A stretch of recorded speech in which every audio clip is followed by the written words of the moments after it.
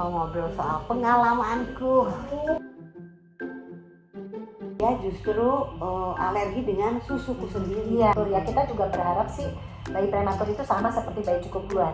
Tapi bayi prematur itu masalahnya banyak. Jadi kitanya mesti nggak boleh stres. Walaupun rasa hati, aduh anakku ini gitu ya. Bapak sangat pengaruh apa kebanyakan? 100% orang menyusui itu keberhasilannya justru di bapak.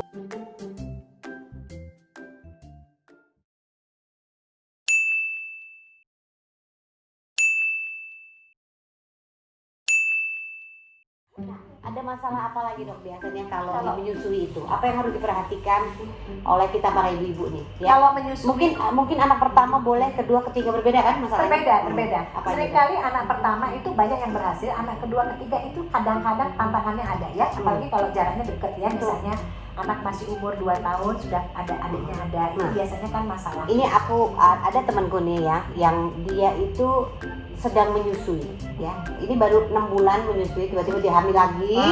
Nah, terus kemudian, gimana? Sementara anaknya tuh kan harus susu, tapi katanya kalau lagi mengandung nggak boleh menyusui. Benar nggak? Sebetulnya sih bukan nggak boleh langsung cut langsung. Menyusui itu kan sebenarnya dia kayak menyiapkan untuk janin. ASI itu kan disiapkan untuk janin. Jadi begitu dia, misalnya anaknya bayi 6 bulan, terus dia hamil. Nanti umur 24-20 minggu umur kehamilannya, umur 4-5 bulan dia kayak itu tadi kolostrum, komposisinya tidak nutrisi yang di luar. Jadi sebenarnya sih kalau di atas 6 bulan kan sudah mulai empasi. Tapi biasanya dia akan ya ibaratnya dari nutrisi yang protein, karbohidrat, lemak itu dia nurun ke bukan nurun ya, ke antibodi, ke kolostrum jadinya gitu. Jadi pasti tidak cocok untuk di luar. Jadi biasanya kalau di atas 6 bulan itu masih terus boleh menyusui sambil hamil. Boleh, asal tidak ada masalah dan memang sudah dibuktikan bahwa kontraksi tidak terjadi. Itu dia. Kan ini banyak nih yang ngomong. Kalau kita nyusui nanti kontraksi terus melahir, itu benar? Sebetulnya enggak, kecuali dia ada riwayat perdarahan segala. Tapi pengalaman kita di sini enggak. Cuma yang masalah adalah komposisi ASI-nya tidak cocok lagi untuk kakaknya. Dia sama Tuhan itu diciptakan memang untuk si janin di dalam. Jadi itu di situ masalahnya. Jadi biasanya kalau udah hamil baru 6 bulan udah hamil ya kita mix dulu. Nanti neteknya tidak diberhentikan sampai memang menjernih dan berhenti sendiri. Kadang-kadang ada yang tidak berhenti ya, masih tetap, tapi komposisi nutrisinya tidak cocok, jadi harus di double dengan susu formula. Jadinya kalau di bawah setahun. Tapi kalau hamilnya udah di atas setahun, misalnya dia udah 15 bulan terus hamil, ya itu nggak ada masalah karena kan udah makan. Berhenti aja maksudnya. Jadi di atas setahun pilihannya 2. Nah, kalau saya pribadi saya minta berhenti. Kenapa? Karena orang menyusui itu adik, si kakak ini kan juga kita harus siapkan. Supaya si ibu juga punya untuk dirinya, untuk kakaknya sehat, untuk janin juga sehat. Jadi kalau 6 bulan 12 bulan kita tidak anjurkan untuk stop, tunggu sampai kakaknya yang lahir itu yang sudah di luar itu bisa menerima makan dan susu karena dia baru mulai makan. Ya, dan ASI itu memang tidak otomatis berhenti atau switch langsung begitu. Dia perlu waktu. Tapi kalau di atas setahun itu hamil, udah dipersiapkan aja nyapih. Gitu. Jadi kakak itu memang sebenarnya ASINya sudah dipersiapkan untuk adiknya ya. Untuk adiknya. Jangan tekan juga gitu ya. Kan banyak nih. Tapi yang paling penting adalah interval kehamilan harus kita rencanakan supaya tidak ada seperti itu. Dimanapun juga punya bayi satu aja susah apalagi. Dok. Udah pasti kerjanya double, stresnya double. Karena kamu belum siap sayang sebenarnya gitu. Tapi misalnya ada yang terjadi nggak apa-apa. Itu juga namanya rezeki. Tapi kita harus rawat. Tapi kita juga harus tahu menyusuinya kapan, berhentinya kapan supaya baik buat semua, buat kakak, buat kita, buat adik juga. Iya. Nah, kan itu ya. Nah, masalah apa lagi dok yang suka timbul tuh? Biasanya sih kalau ibu bekerja, mereka mengatur manajemen laktasinya. Kalau kayak Basri kan udah mulai aktif. Kerjanya bedah. Jadi ya itu biasanya kita minta memerah. Kalau udah stabil, berat badannya baik. Kalau prematur kan harus benar dulu dia lahir berat badannya naik sekilo, udah stabil 2-3 bulan, ibunya udah mulai aktif, produksi ASI mulai stabil, ya udah kita memerah dan menyimpan ASI. Nah, sekarang masalahnya waktu ibunya pergi, kita mau pakai botol atau mau pakai gelas? Itu dia tuh. Terus jadi biasanya orang jadi bingung ini pakai botol apa pakai cup feeder gitu kan? Pakai cup feeder itu sulit, tapi memang itu paling ideal. Jadi cup feeder itu kayak pakai gelas. Betul tadi. Ya, tapi nggak mudah. Jadi kita kembalikan lagi ke ibu, siapa yang merawat. Betul. Nah ini sebelum dokter ke situ, saya juga pernah punya pengalaman nih ya. Waktu anak saya selesai di NICU, kemudian ada lagi yang dokter telepon Asri, asinya masih banyak nggak? Iya, asinya masih banyak nggak? Kenapa dok? Alhamdulillah udah banyak nih, aku udah nabung, udah 1 kulkas penuh. Banyak kata dokter ya. Kamu boleh donor asi nggak gitu? Aku kaget aduh, asiku bagusnya ya dok kata dokter, karena masih berapa dok waktu itu donor asi? Syaratnya donor asi nih. Syaratnya donor asi itu ini kebetulan waktu itu memang kita dari NICU perlunya. Jadi kalau donor ASI untuk bayi prematur itu kalau bisa tidak jauh-jauh usianya. Bayi kita, bayi yang pendonor. Bayi pendonor. Saya waktu itu aku kayaknya kurang dari seminggu deh. Ya, jadi artinya karena saya ingat Mbak Asi udah kasih lihat 50 cc padahal masih di rumah sakit ya. Jadi artinya pasti itu belum seminggu, maksudnya masih umur 5-6 hari.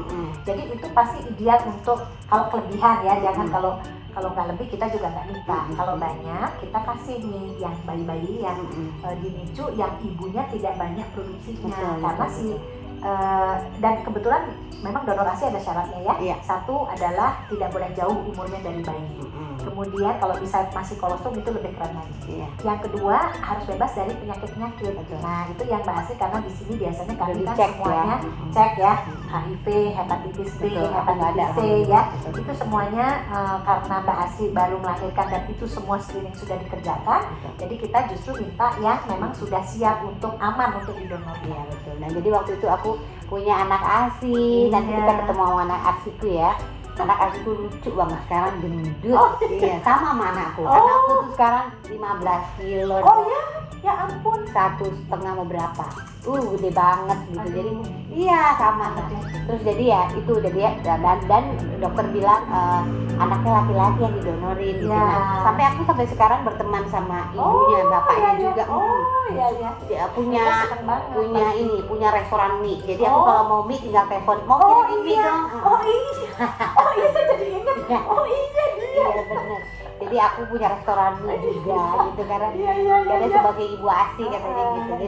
Jadi seneng rasanya bisa jadi pendonor ASI tadi, tapi tentunya ada syarat-syaratnya. Ada syarat. Itu jadi jangan ini mungkin ya jangan dari sosial media. Iya betul. Nah ibu-ibu yang sedang mungkin memerlukan ASI itu langsung mau dong donor ASI. Nah itu ada syaratnya. Nah mungkin tidak aman. Betul, harus menghubungi rumah sakit dan yang dipilih itu benar-benar di screening dulu. Nah kebetulan waktu itu juga aku ya dokter yang udah tahu kan betul gitu. Jadi ya itu ya, jadi jangan sembarangan karena suka lihat di sosial media. Mau dong donor ASI.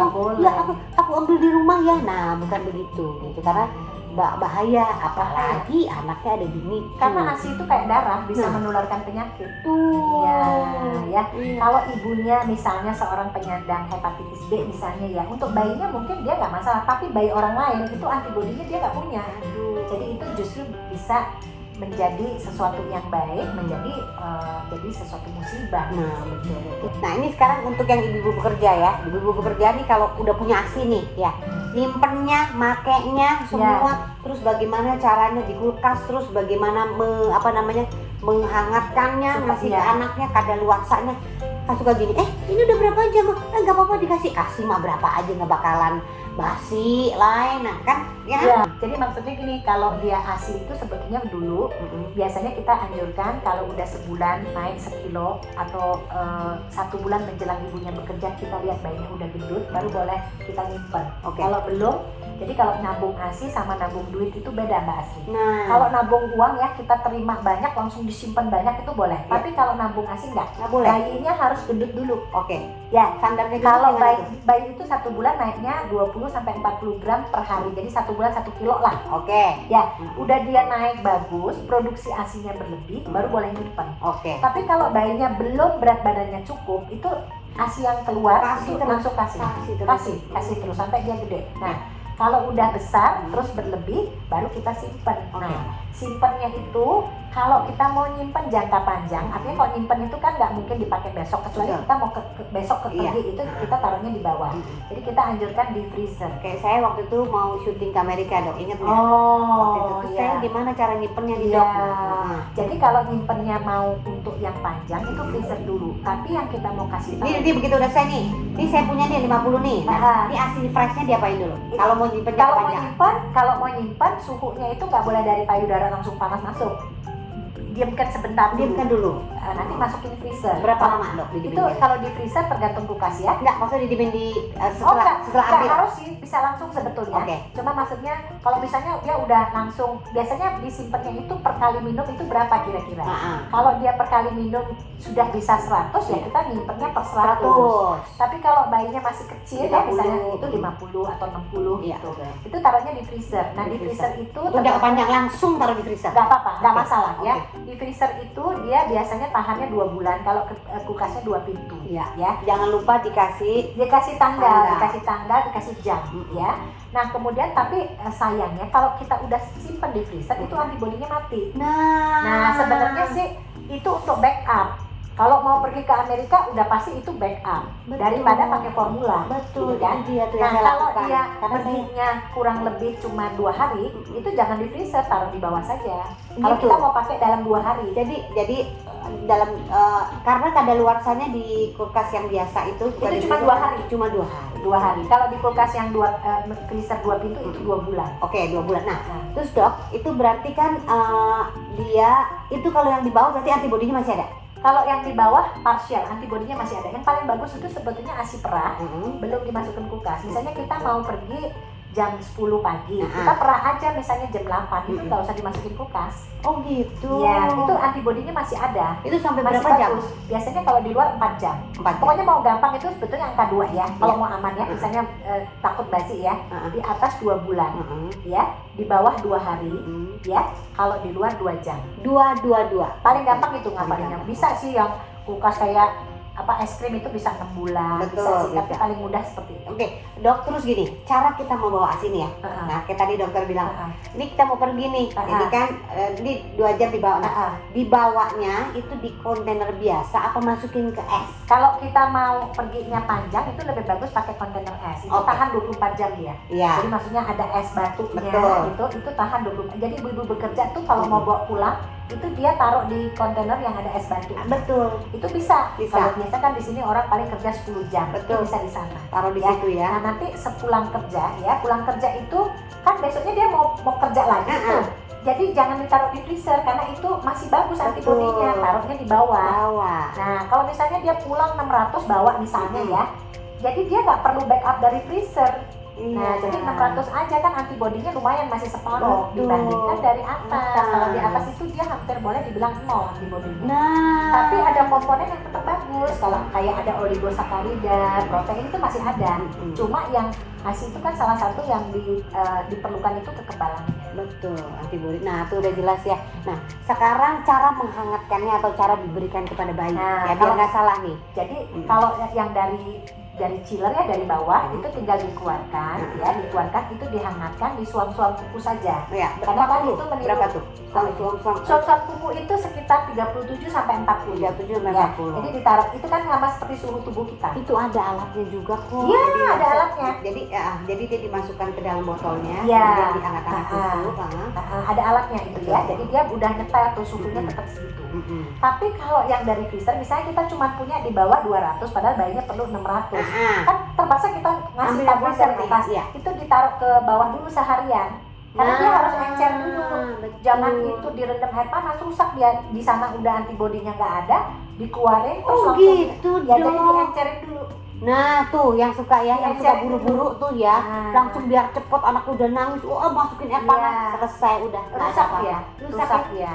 Nah, yang sering kali kalau mati lampu. Nah, Nah, kalau mati lampu ya, kalau dia sudah mengencer itu nggak boleh dia harus dipakai.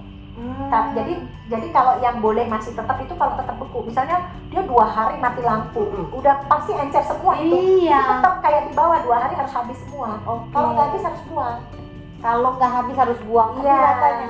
Kalau mati lampu ya, Nih ibu-ibu menyusui rasanya buang ASI tuh. ya pasti itu sayang banget ya. Iya. Jadi memang kita harus punya manajemen yang baik supaya kalau yang pas-pasan ya produksinya itu jangan sampai terbuang nasinya. Itu sayang banget ya. Iya. Kan nyimpennya juga udah sulit. Betul ya. Nah ini sebentar lagi mau selesai sama dokter Tiwi. Nah kalau ada mau tanya ya soal dokter Tiwi ini itu semua boleh deh di komen ya, nanti kita akan berjumpa lagi dengan dokter Tiwi ini. Iya. Ini makasih dokter Tiwi. Saya terima kasih banget udah ya, ada karena ini waktunya. pasti banyak yang dengar. Mudah-mudahan ya, jadi ini juga pengetahuan untuk kita semua biar nggak Iya. salah. Kadang-kadang itu di internet atau apapun Iya. suka ada artikel-artikel yang suka membingungkan. Ini ASI harus gini, ASI harus gitu, nuna, aduh. Mending kalau ada pertanyaan ya, di komen aja ya. Jangan lupa subscribe dan like ya. Ya mudah-mudahan kita semua selalu sehat. Iya, selalu Ya, sehat dan, ya. dan kita semua juga bekerja terus memberikan cinta untuk anak-anak kita, karena sebenarnya semua masa depan kita ada di anak-anak. Iya, Gitu. betul. Jadi kita harus rawat anak-anak. Nah, bagaimana merawat anak-anak sehingga perkembangannya optimal? Selalu ikuti cerita Ibrat. Sampai ketemu. Makasih ya, Dok. Iya, sama-sama.